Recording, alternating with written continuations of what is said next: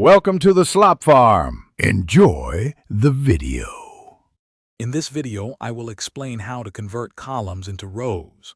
This process, often called transposing, is crucial for reshaping your data, making it more suitable for various analyses or presentations. We'll explore several popular methods, from simple spreadsheet functions to more advanced programming techniques.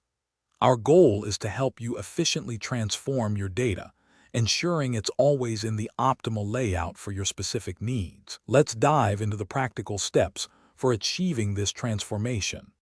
For spreadsheet users, converting columns to rows is straightforward. First, select the entire range of data you want to transpose, then copy it. Next, choose an empty cell where you want your new transposed data to begin.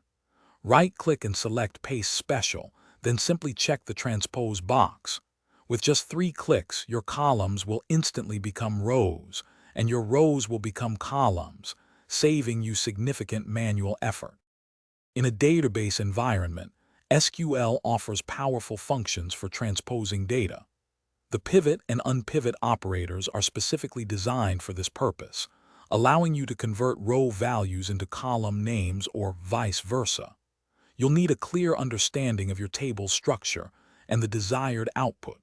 For very large datasets, it's wise to consider the performance impact, as these operations can be resource-intensive. These functions provide robust control over data presentation.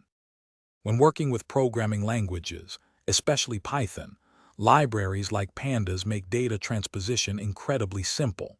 For a Pandas data frame, you can use the T-attribute or the transpose method to quickly swap rows and columns.